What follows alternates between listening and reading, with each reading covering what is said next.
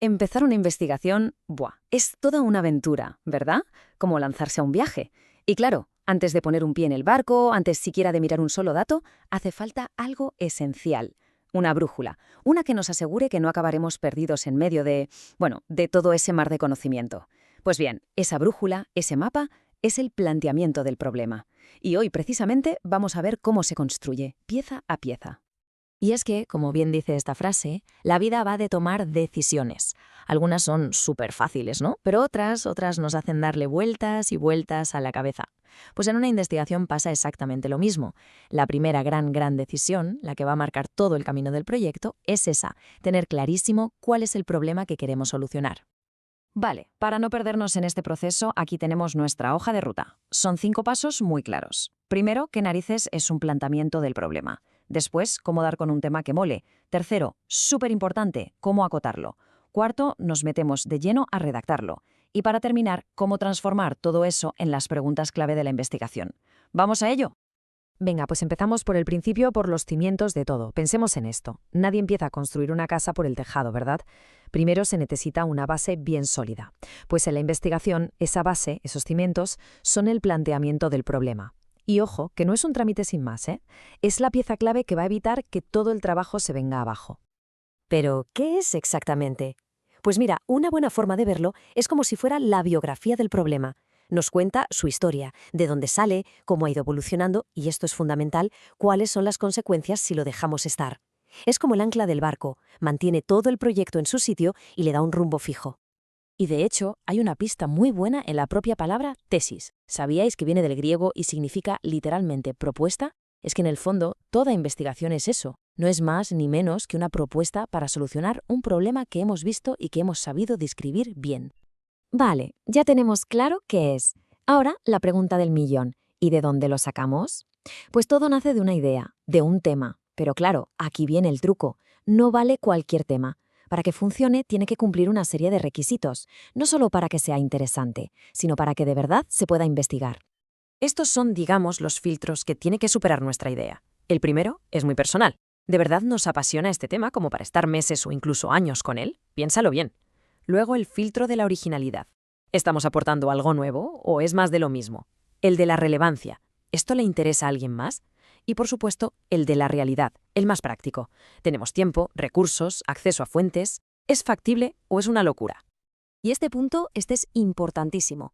No se puede investigar en el vacío. La ciencia, el conocimiento, avanza porque nos apoyamos en lo que otros han hecho antes.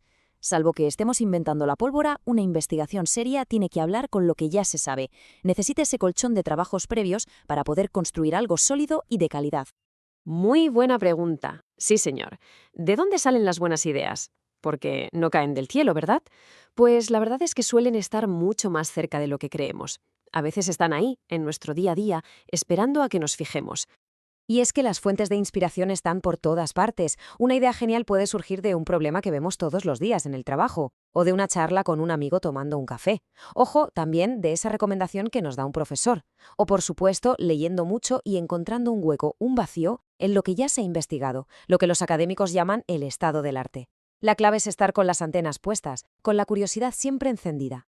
Perfecto, ya tenemos una idea más o menos. Ahora viene uno de los pasos cruciales y sinceramente uno de los que más cuestan. Delimitar. Acotar. Es el momento de pasar de esa idea gigante y abstracta a algo concreto y manejable. Es como hacer zoom con una cámara para enfocar justo lo que queremos ver. Delimitar, en el fondo, no es más que ponerle vallas a nuestro campo de juego. Porque si no lo hacemos, el tema puede ser tan enorme que nos ahoguemos en información, que nos frustremos y no sepamos por dónde empezar. Al poner esos límites, no solo optimizamos tiempo y esfuerzo, sino que nos aseguramos de que lo que hagamos tenga sentido y sea realmente importante. Y para hacerlo de una forma práctica, este método es genial. Son las 5 preguntas mágicas de la delimitación. Hay que preguntarse: 1. ¿El qué? O sea, ¿qué aspecto específico vamos a mirar? 2. Los quiénes. ¿En qué gente, en qué grupo nos vamos a centrar? 3. El dónde, el lugar. 4. El cuándo, el periodo de tiempo. Y 5. El cómo. ¿Desde qué punto de vista o enfoque lo vamos a hacer? Vamos a verlo con un ejemplo clarísimo, un tema general típico. El uso de las redes sociales. Suena bien, ¿a que sí? Pero es que eso es un universo, es inmenso. Ponerse a investigar eso así, a lo loco, es imposible. ¿Qué redes? ¿En qué personas? Para ver qué efecto. Demasiado grande. Y ahora, ¡chachán! Miremos la magia de la delimitación. Ese tema tan general se ha convertido en algo súper específico y concreto. Ya tenemos el qué, el impacto en la productividad laboral. Los quiénes, jóvenes empleados de pymes. El dónde, en Madrid. Y el cuándo, justo después de la pandemia. Ah, ahora sí, esto ya es un proyecto de investigación con cara y ojos. Bueno, pues llegamos al meollo del asunto. Ya con el tema bien acotado, bien definido, toca construir el argumento. Toca redactar esa historia que explique por qué este problema importa. Estamos, ni más ni menos, en el corazón de la investigación. Un buen planteamiento del problema, en realidad, es como contar una historia, pero una historia muy convincente. Hay que empezar por el principio, el origen, cómo empezó todo esto. Luego hay que describir cómo ha evolucionado hasta llegar a la situación que tenemos hoy. Y fundamental, hay que mirar al futuro. ¿Qué pasará si no hacemos nada para solucionarlo? Y claro, todo esto no puede ser una opinión. Tiene que estar apoyado en datos, en cifras y dentro de un contexto muy claro. El objetivo no es solo decir, oye, hay un problema, sino demostrarlo con pruebas. Para construir esta historia, lo mejor es hacerse una serie de preguntas de diagnóstico como un médico. La primera es la más básica, pero la más importante. ¿Qué es exactamente lo que se está observando como un problema? Aquí la clave es pasar de una sensación, de un yo creo que, a describir hechos concretos, ser precisos y objetivos. La segunda pregunta es clave para que nuestro trabajo importe de verdad. Porque, a ver, un problema que no le afecta a nadie, pues se queda en una simple curiosidad. Así que hay que preguntarse, ¿a quiénes perjudica esto y de qué manera? Esto nos obliga a ponerle nombre y apellidos a la gente afectada, a describir cómo les impacta en su vida. Le da una cara humana al problema, una dimensión social. Y la tercera pregunta de diagnóstico nos sirve para colocar nuestro problema en el mapa. Es decir, qué se ha dicho ya sobre esto, qué han investigado otros y sobre todo dónde están los huecos que nadie ha mirado todavía. Una vez que tenemos eso claro, podemos descomponer el problema en sus piezas, sus conceptos clave, sus variables. Responder a esto demuestra que controlamos del tema y nos deja la puerta abierta para el último paso. Claro, después de todo este currazo de describir, de contextualizar, de analizar, llegamos de forma muy natural al último paso. Y es transformar toda esa historia que hemos contado en preguntas. Pero no unas preguntas cualquiera. Tienen que ser preguntas de investigación súper claras, directas y, lo más importante de todo, que se puedan responder. Y el resultado de todo esto es pasar de la niebla a la luz.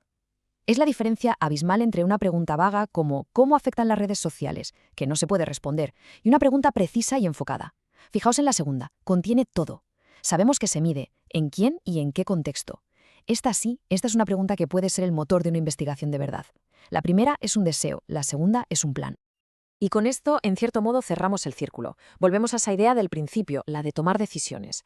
Porque todo este proceso, desde que tuvimos la primera idea hasta que hemos formulado la pregunta final, no ha sido más que una cadena de decisiones, pero decisiones bien pensadas, estructuradas, y son esas decisiones las que, al final, marcan el destino de nuestra investigación y las que aseguran que no naufrague por el camino.